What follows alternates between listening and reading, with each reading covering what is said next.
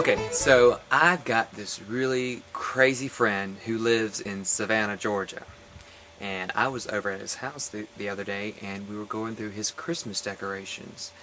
And I pulled out some Christmas ornaments, and I said, "Jimmy, don't you think this is a little dated?" And he looked at me like I was calling him a fool, and he said, "Well, Barry, of course it's dated. That's what you call tradition." I said, "Well, you certainly have carried on the tradition." So there's not much I can do with the Christmas tree, but at least I'm going to try to decorate his front porch.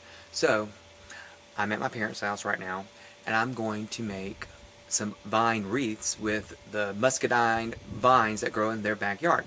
All the leaves have fallen off of it now, so it's perfect to bind a wreath together. And I'm going to show you how we're going to do that. It's so simple. All you need is a pair of scissors to clip them, and the rest is just binding it together. And I'm going to use some ribbon that I have, this old, that's really pretty, just to make a bow, and I'm going to show you how we're going to do that.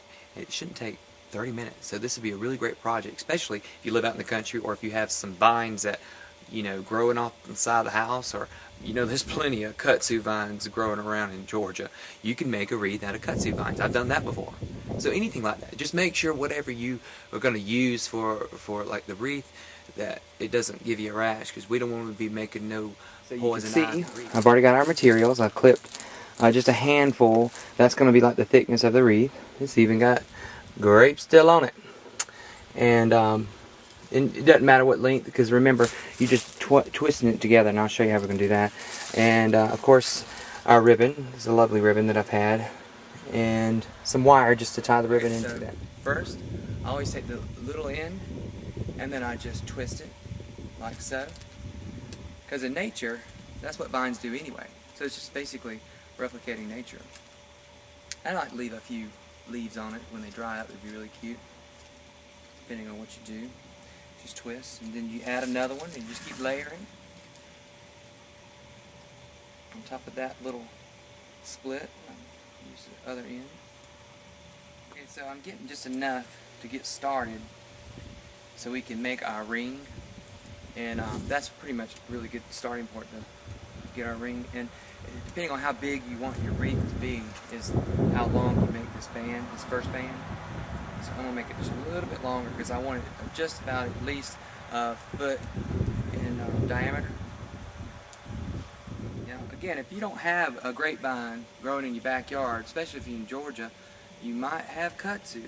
And again, I'm not too proud to use kudzu. I mean, no one knows what it is once it's bound up in a wreath. In fact, you can spray paint it. I might even spray paint this one gold, but I'm just going to see how I feel. But I'm thinking just leave it natural, and then just put the ribbon that I'm going to make on top of it. Okay. So the next part, once we've made our circle, see, I'm tighten this thing in. Once you make the circle, what you see is a little, it's not a perfect circle. That's when you just start adding your additional vines and the pieces that are coming up. You can just tie it down with that end like this, and just keep adding. And then within a matter of minutes you'll have a wreath. Okay, you see it's taken form already. And remember, you can make it as thin as you want, whatever shape you want, or as big as you want. It just depends on how much, and that all depends on how much vines you have in your grapevine wreath. And now I'm just going to tie it. So first I'm going to take our ribbon. I kind of like this color, this maroony color. I'm going to take a whole roll, and I like to start in the middle of the whole piece. So I'll take two ends like this. That'll help get me the center point. And then I just, because it's wire in the sides, I bunch it up on one end, take this end, bunch it up like that, take this end, and just go back and forth. And you can make it as big as you want or as small as you want, but I like it kind of big, and I'm gonna make kind of like have longer little streamers bottom of it. And then once you have completed your loops, your hoops, take a piece of wire and just tie it on the end. But let me add a few 4 hoops. So, I'm going to hold that back right so. I've got my wire. Any type of wire. I mean, you can get floral wire if you have some floral wire, or even if you have like some twisty ties from a done loaf of bread, you can use those. I've used that before. Or from the garbage bags. If you have some garbage bags with the twisty ties, just use that. Or a pipe cleaner. I don't know. I try to find whatever I can find in the house to use, because I hate having to go buy stuff when you can just it does the same effect when you can just use your own things you have. So I'm sure this is not how florists do it, but I can make it look just like the florist can do it. You just want to fluff it up.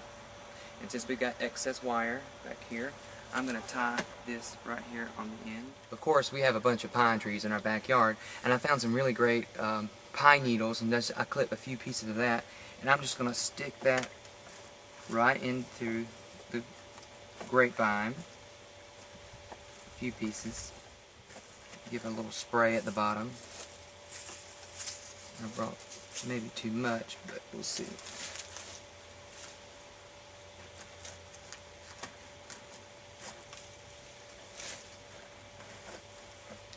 Maybe put a few at the top. And remember, all this stuff I found in the backyard here. I'm telling you, my parents' backyard is so resourceful. You can find all kind of stuff here. So I'm going to place a few more of these little green leaves. Just randomly, I'm going to stick them in the grapevine. So we got these I found these really cool hydrangeas that are dying off, and because they're blue, during the fall season they turn maroony red purple, which is the color of our ribbon here. So a maroon ribbon. So I'm going to stick a few of these in there, just the bloom part, just randomly down at the bottom. Okay, so I'm just putting these flowers randomly around the spray, and some bigger ones and some medium ones, just to kind of give it some depth. And I don't want to look too even, so I want to just do a few random down there, and just stick them in that grapevine. And the great thing about these, they'll stay this color at least for a month. Okay, so look what we just created. A beautiful wreath, absolutely free. I didn't pay one dime for this, other than the ribbon that was bought probably 3 years ago. But all this stuff I found in the backyard. I made something out of nothing.